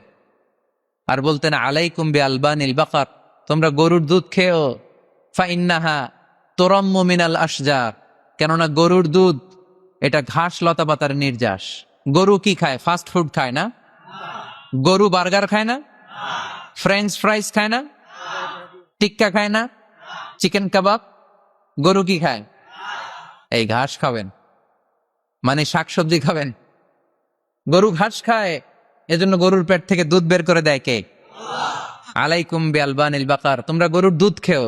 কত বড় ডাক্তার ছিলেন বিশ্বনবী মুহাম্মদ সাল্লাল্লাহু আহমদ, বড় বিশ্বস্ত, বিশ্বস্ত ডাক্তার। যেটা খাইতে বলছে ওটা খাইলে কোনো রোগ হবে? সে কোন বন্ধু বলো বেশি বিশ্বস্ত, সে কোন বন্ধু বলো বড় বিশ্বস্ত, কার কাছে মন খুলে দেয়া যায়, কার কাছে প্রাণ খুলে বলা যায়,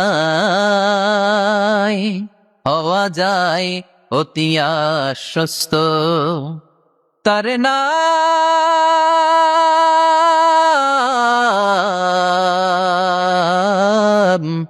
আহমদ, বড় বিশ্বস্ত। সুবহানাল্লাহ পড়ে। এমন বিশ্বস্ত নবী যেটা খাইতে বলছে ওইটা খাইলে ডাইরেক্ট অ্যাকশন।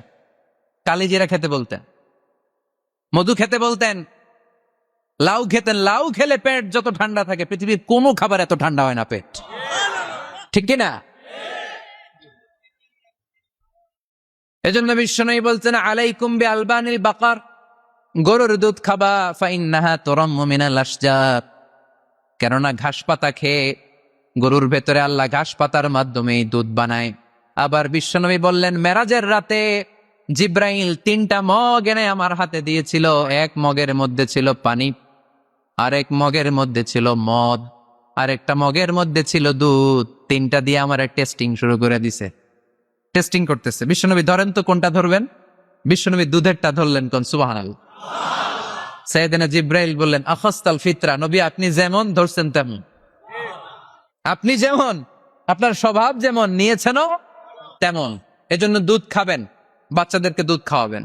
অনেক মায়েরা বাচ্চাদেরকে বুকের দুধ খাওয়াতে চায় না, ডানু খাওয়ায়, ল্যাকটোজেন খাওয়ায়, সিরালাক খাওয়ায় না। আমার মায়েরা, আমার সম্মানিত বোনেরা, বাচ্চাদেরকে দুধ খাওয়াবেন। ওয়াল ওয়ালিদাতু ইরদি'না আওলাদাহুন্না হাওলাইন, 2 বছর খাওয়াবেন, কামিলাইন, পরিপূর্ণ, লিমান আরাদা আইয়ুতিম্মার রাদাআ, কারণ মায়ের বুকের দুধের প্রথম দিক থেকে যে দুধটা বের হয় এটাকে বলে শাল দুধ।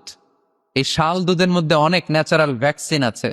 ডাক্তাররা বলেছে বাচ্চাদের ব্রেইন, হাড্ডি শক্ত হওয়া, মেমোরি শার্প হওয়া, উদ্যম আর উজ্জীবিত হওয়ার জন্য, সজীব আচরণের হওয়ার জন্য মায়ের বুকের দুধটা খুবই জরুরি। এটা অবশ্যই খাওয়াবে। আর এই মায়ের বুকের দুধের ভেতরে আল্লাহ বাচ্চার জন্য প্রথম টিকাটা ফ্রি দিয়ে দিছে। বাচ্চার জন্য কিছু টিকা দেয়া লাগে না, যক্ষা, এটা সেটা, প্রথম টিকাটা ফ্রি। প্রথম টিকাটা আল্লাহ দিছে মায়ের বুকের দুধের ভিতরে। এজন্য নিজেরাও দুধ খাবো, বাচ্চাদেরকেও মায়ের বুকের দুধ খাওয়াইতে হবে, ঠিক কিনা? গরুর দুধের ভেতরে অনেক পুষ্টি আছে, হজম করতে পারলে অনেক পুষ্টি। আমরা যেন বেশি বেশি দুধ পান করি, আল্লাহ তুমি তৌফিক দান করো। তাহলে দুধের এই কথা কোরআনে যা আছে, সায়েন্স তাই বলছে। কোরআন বলছে 1,500 বছর আগে, সায়েন্স এখন খালি ঘোষণা দিতেছে বাচ্চাদের দুধ খাওয়ান, গরুর দুধ খান, এটাতে উপকার আছে। তার মানে এই প্রাণীকুলের ব্যাপারে প্রাণীবিদ্যার যে তথ্য, কোরআন আর বিজ্ঞান মিল আছে না নাই? এরপরে কোরআন বলেছে মধু খাও। وَأَوْحَى رَبُّكَ إِلَى النَّحْلِ أَنِ اتَّخِذِي مِنَ الْجِبَالِ بُيُوتًا وَمِنَ الشَّجَرِ وَمِمَّا يَعْرِشُونَ ثُمَّ كُلِي مِنْ كُلِّ الثَّمَرَاتِ فَاسْلُكِي سُبُلَ رَبِّكِ ذُلُلًا يَخْرُجُ مِنْ بُطُونِهَا شَرَابٌ مُخْتَلِفٌ أَلْوَانُهُ فِيهِ شِفَاءٌ لِلنَّاسِ إن في ذلك لآية لقوم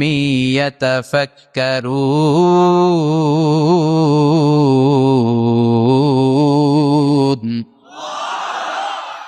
لقوم يتفكرون, চিন্তাশীলদের জন্য এই মধুর মধ্যে আল্লাহ চিন্তা রেখে দিয়েছেন। আওহা রব্বুকা ইলান নাহাল, আল্লাহ মধুরে মেসেজ পাঠাইছে। আমরা মোবাইলে কি পাঠাই?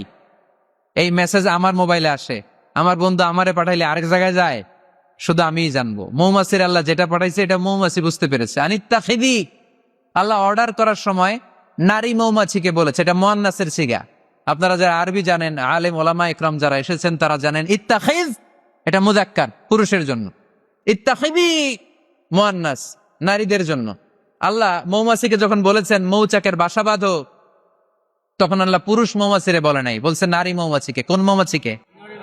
কার্ল ভন ফ্রেশ নামে একজন অস্ট্রিয়ান বিজ্ঞানী, এই সায়েন্টিস্ট গবেষণা করে দেখেছে মৌচাকের বাসার মধ্যে পুরো মৌমাছির সব কার্যক্রমের প্রধান যে থাকে এটা পুরুষ মৌমাছি না, এটা নারী মৌমাছি।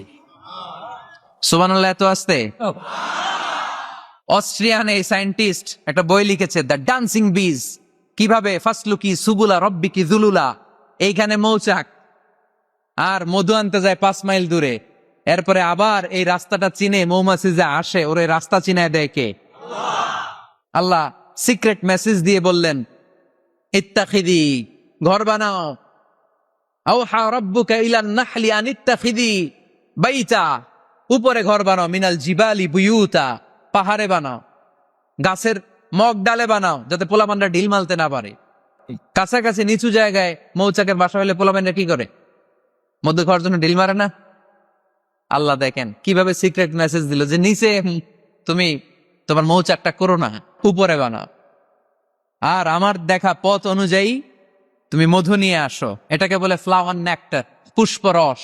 মধু এত ভালো কেন? এর কারণ মৌমাছি যখন পুষ্পরস বা ফ্লাওয়ার নেক্টার সে নিয়ে আসে, সে ফলের রস আনে, সে ফুলের রস আনে, সে বনাজি গাছ থেকে আনে, ঔষধি গাছ থেকে আনে, হার্বাল ট্রি থেকে আনে। এজন্য মধুর চেয়ে ঔষধি গুণ সম্পন্ন কোন ন্যাচারাল লিকুইড পানীয় পৃথিবীতে আবিষ্কার হয় না। চিল্লায় কোন সুবহানাল্লাহ। ফাসলুকি সুবুলা রব্বিকি যুলুলা, এগোতে থাকো। তারপরে মধুগুলোকে নিয়ে বাসার মধ্যে রাখো। এই আয়াত থেকে প্রমাণ হয় পুষ্পরস সংগ্রহ করে মধু এটাকে খেয়ে ফেলে, এমন না মুখ দিয়ে এনে মৌচাকে রেখে দেয়, না, এটা খেয়ে ফেলে। খেয়ে পেটের ভেতরে একটা চেম্বার আছে, আলাদা একটা চেম্বার, ওইখানে এনজাইম দিয়ে এটাকে সমৃদ্ধ করে। তারপর একটা টিউব আছে এটার পেছনে, টিউব দিয়ে মৌচাকের ভেতরে মধুকে পৌঁছে দেয় আমাদের জন্য। কোন সুবহানাল্লাহ। এই অস্ট্রিয়ান সায়েন্টিস্ট উনি গবেষণা কইরা অপারেশন করে মৌমাছি কেটে দেখতে পেল মৌমাছির পেটের ভিতরে একটা পাকস্থলী না আমাদের মতো, ওর পেটের ভিতরে আল্লাহ 2টা পাকস্থলী দিয়েছে। একটা তার নিজের খাবারের পাকস্থলী, আর একটা আমাদের জন্য যে মধু এনে এটাকে এনজাইম লিকুইড দিয়ে সমৃদ্ধ করবে, ওইটার জন্য আরেকটা পাকস্থলী। চিল্লায় পড়তে হবে আল্লাহু আকবার। এজন্য মধু খেতে রাজি আছেন তো? বিষ্ণু ঈসা ইসলাম ফ্রেশ মধু খেতেন, দুর্গন্ধযুক্ত মধু বিষ্ণু সাল্লাল্লাহু আলাইহি সাল্লাম কখনো খেতেন না। আর বিষ্ণু ঈসা ইসলাম বলতেন আলাইকুম বিশিফা আইন, তোমরা 2টা শিফা নাও। কোরআনে এই মেসেজটা খেয়াল রাখবেন, কোরআনে কালামুল্লাহ মাজিদে 2টা বিষয়ের ক্ষেত্রে আল্লাহ শিফা শব্দ যোগ করেছেন। এক হচ্ছে স্বয়ং কোরআনের ক্ষেত্রে আল্লাহ বলেছেন এটাতে আছে শিফা, আর মধুর ক্ষেত্রে বলেছেন মধুতে দিয়েছি আমি শিফা। এজন্য বেশি বেশি মধু খাওয়ার দরকার আছে না নাই? কত ধরনের মধু যে পৃথিবীতে পাওয়া যায়, ব্ল্যাক হানি, হোয়াইট হানি, ক্রিমড হানি, অর্গানিক হানি, এগুলো খুঁজে খুঁজে খাবেন। আজকে মধু খাইছেন কে কে? দেখে হাত তোলেন। মাশাআল্লাহ, আমিও খেয়ে আসছি আপনাদের সাথে। প্রতিদিন মধু খাইতে হবে শীতকালে। মধু খেয়ে যদি আপনি কাজ শুরু করে দেন, শীত বাবাজি আপনার কাছে আসতে পারবেন না। বিষ্ণু ঈসা ইসলাম মধু খেতে আমাদেরকে উৎসাহিত করেছে। তার মানে এমন বিশ্বস্ত নবী আমার, যেটা খেতে বলেছেন এটা খেলে আমাদেরকে সুস্বাস্থ্য দান করবে কে? তার মানে প্রাণীবিদ্যায় আমরা কোরআন থেকে যে তথ্য পেয়েছি, এই তথ্যের সাথে বিজ্ঞানের তথ্যের মিল আছে না নাই? কোনো অমিল আছে? কিন্তু বিজ্ঞান যদি কোনো অমিল খুঁজে পাওয়া যায়, বিজ্ঞানী বাবাজিদের কি করতে হবে? কি করতে হবে? They have to wait unless they get their final discoveries, the latest and modern invention. তাদের নতুন ইনভেনশন যতক্ষণ না আসে বসে থাকতে হবে, কারণ তোমাদের কথা ফাইনাল না। বিজ্ঞানের সবচেয়ে বড় থিওরি যে বিজ্ঞানের কোনো থিওরি ফাইনাল না। আর কোরআনের সবচেয়ে বড় থিওরি কোরআন যাই বলেছে তাই মনে থাকবে। এজন্য আজকের এই সংক্ষিপ্ত আলোচনা থেকে আমরা বুঝতে পারলাম যে বিজ্ঞান আর কোরআনে কোনো অমিল নেই, আছে শুধু মিল। আমরা আজকে কসমোলজি নিয়ে শুনেছি, মানে সৃষ্টি তত্ত্ব, কিভাবে সৃষ্টি হলো মহাবিশ্ব। এমব্রয়োলজি নিয়ে শুনেছি, কিভাবে আমরা তৈরি হয়েছি, ভ্রূণতত্ত্ব, হিউম্যান অ্যানাটমি, আমার দেহের নাট বল্টু কোথায় কি আছে। শুনেছি ফিজিক্স নিয়ে, পদার্থবিদ্যা। শুনেছি জুওলজি নিয়ে, প্রাণীবিদ্যা। এই 5টা পয়েন্টে সংক্ষিপ্ত পরিসরে যা আপনাদেরকে শোনালাম, আরো অনেক আছে, scientific indications, natural phenomena, cosmic symbols. এই 5টাতে আজকে আমরা সায়েন্সের আলোকে প্রমাণ করে দেখাতে পেরেছি যে কোরআনে আর বিজ্ঞানে কোনো অমিল নেই, আছে শুধু সাদৃশ্য। চিল্লায় বলো ঠিক কিনা?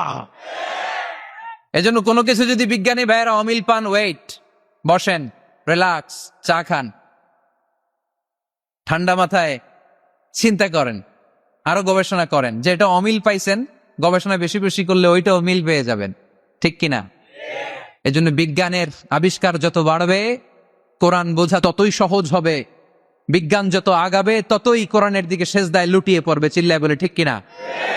আর কোরআন এটা বিজ্ঞানের বই না, এটা কিসের কিতাব?